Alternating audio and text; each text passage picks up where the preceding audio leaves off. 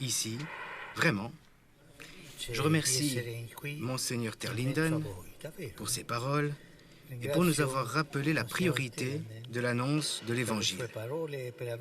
Merci à vous tous.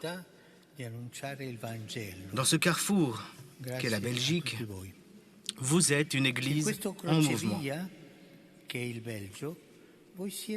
En effet, depuis un certain temps déjà, vous essayez de transformer la présence des paroisses sur le territoire, de donner une forte impulsion à la formation des laïcs. Surtout, vous vous efforcez d'être une communauté proche des gens, qui accompagne les personnes et témoigne par des gestes de miséricorde. En m'inspirant de vos questions, je voudrais vous proposer quelques pistes de réflexion autour de 3 mots. Évangélisation, joie, miséricorde.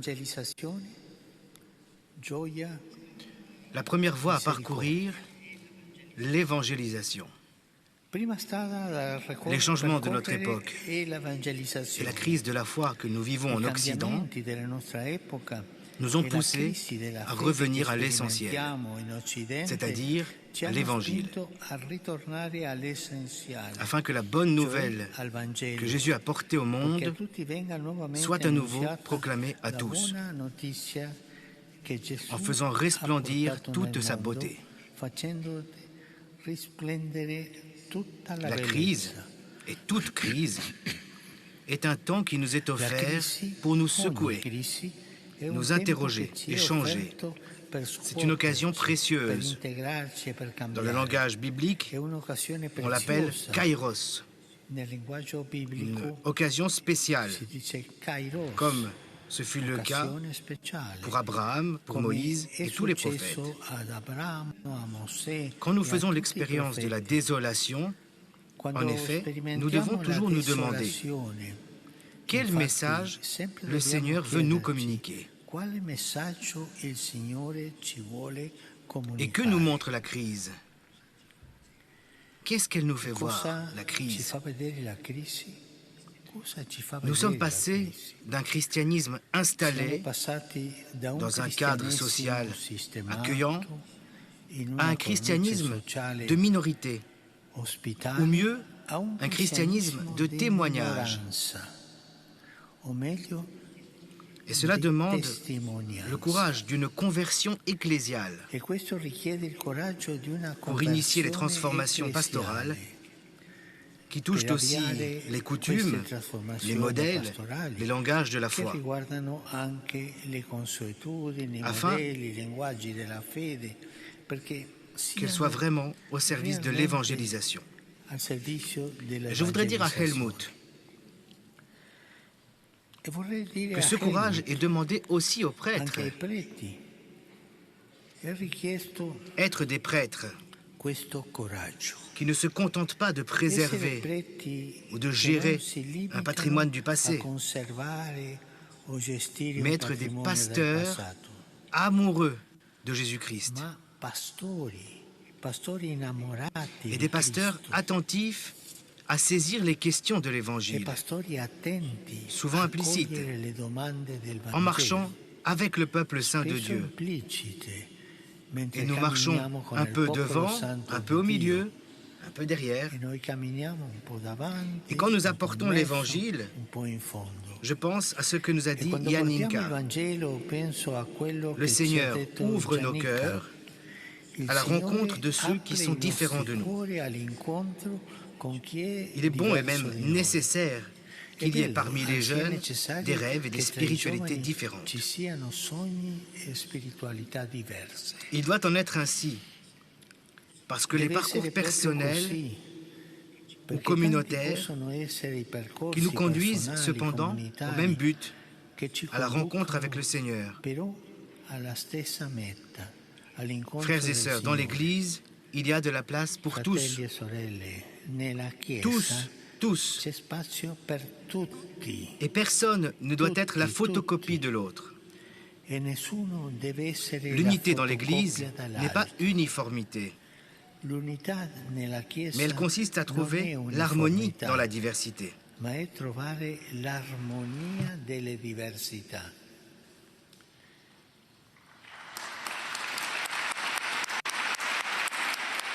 On revient sur plusieurs points assez essentiels qu'a rappelé le pape François. D'abord, en souligner, on va laisser le pape s'exprimer. Doit être un retour à l'évangile. Il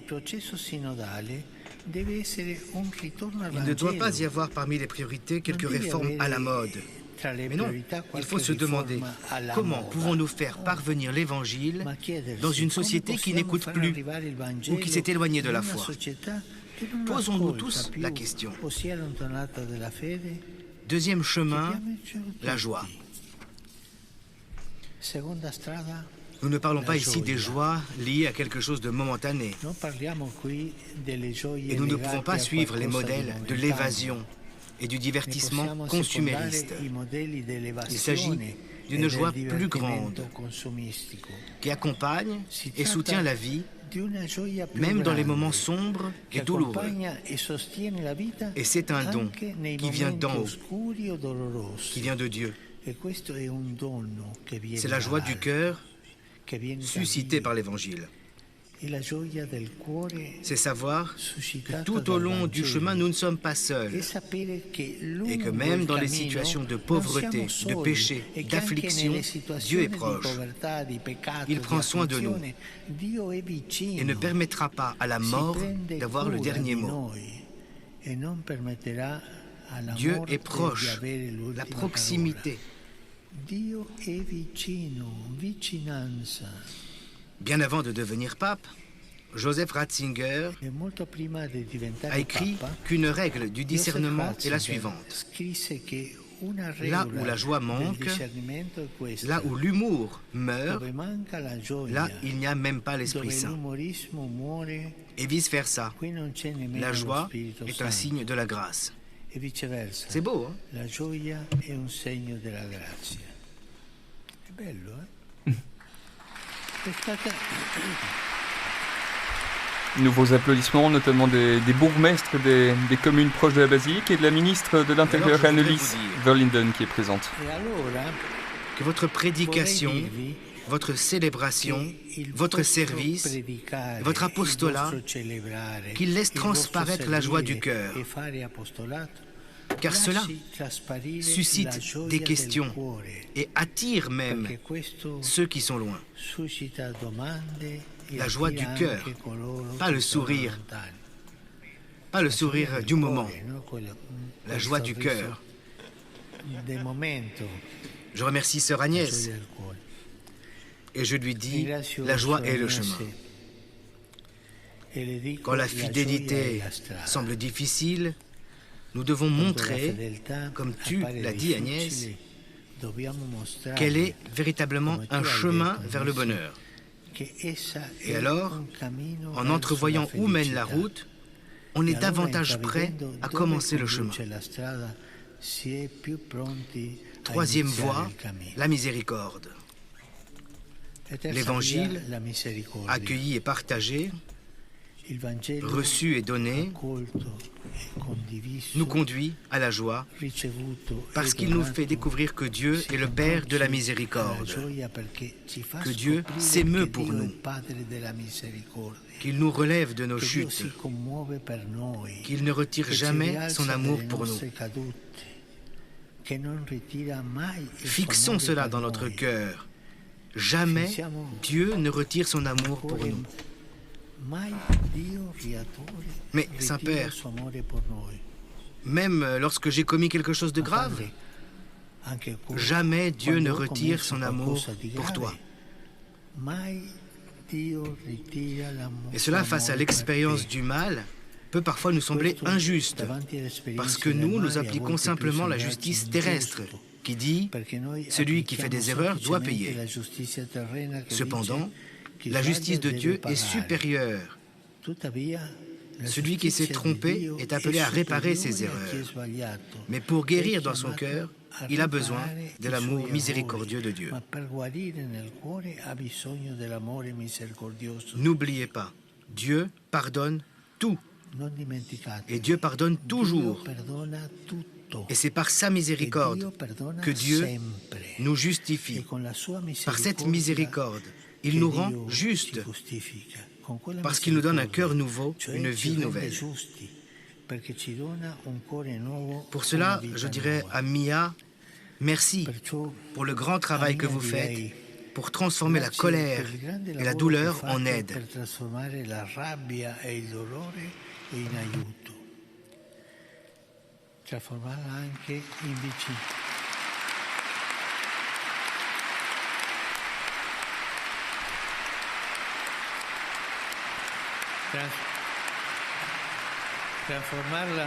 Transformer cette colère en proximité et compassion. Les abus engendrent des souffrances et des blessures atroces. Ils minent aussi le chemin de la foi. Et il faut beaucoup de miséricorde afin de ne pas rester le cœur de pierre devant la souffrance des victimes, pour faire sentir notre proximité et offrir toute l'aide possible, pour apprendre d'elle, comme tu l'as dit, à être une Église qui se fasse servante de tous sans dominer personne. Oui, parce que l'une des racines de la violence, c'est l'abus de pouvoir. Lorsque nous utilisons les rôles que nous avons pour écraser les autres ou pour les manipuler. Et la miséricorde, je pense au service de Peter, est un mot-clé pour les détenus. Alors je sors du texte, mais quand j'entre dans une prison, je me demande pourquoi eux et pas moi.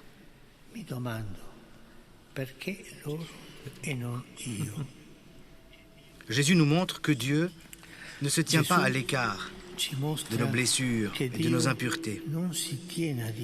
Lui, il sait que nous pouvons tous faire des erreurs, mais personne n'est une erreur. Personne n'est perdu pour toujours. Il est donc juste de suivre toutes les voies de la justice terrestre et les voies humaines, psychologiques et pénales. Mais la peine doit être un remède. Elle doit conduire à la guérison. Il faut aider les personnes à se relever, à retrouver leur chemin dans la vie et dans la société.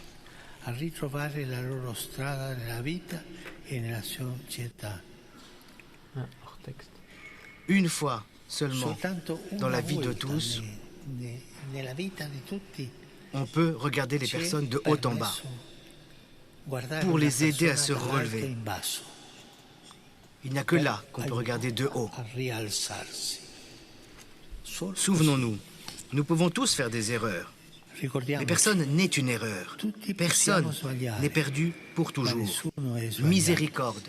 Toujours, toujours, miséricorde. Misericordia. Sempre, sempre misericordia.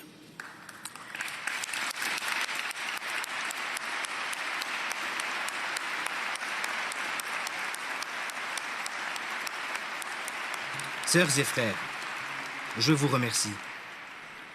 Et en vous saluant, je voudrais vous rappeler une œuvre de Magritte, votre illustre peintre, qui s'intitule « L'acte de foi ».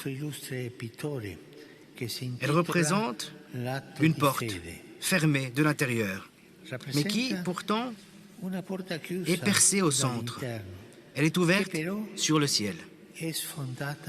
C'est une ouverture qui nous invite à aller au-delà, à regarder vers l'avant et vers le haut, à ne jamais nous refermer sur nous-mêmes.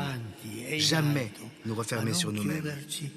C'est une image que je vous laisse comme symbole d'une église qui ne ferme jamais ses portes. S'il vous plaît, ne pas fermer les portes.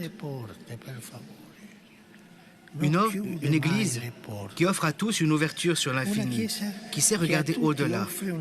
C'est l'église qui évangélise, qui vit la joie de l'évangile. et qui pratique la miséricorde. Sœurs et frères, marchez ensemble, vous et l'Esprit Saint, pour ainsi dire. Pratiquez la miséricorde. Marchez ensemble, vous et l'Esprit Saint, et pratiquez la miséricorde. Marchez ensemble, vous et l'Esprit Saint, pour être Église. Sans l'Esprit, rien de chrétien n'advient.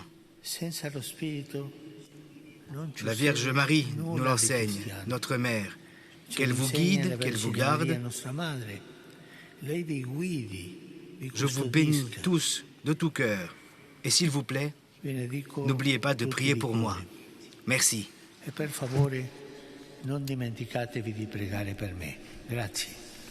Voilà le pape qui s'est exprimé. Vous êtes sur RCF à suivre ici la visite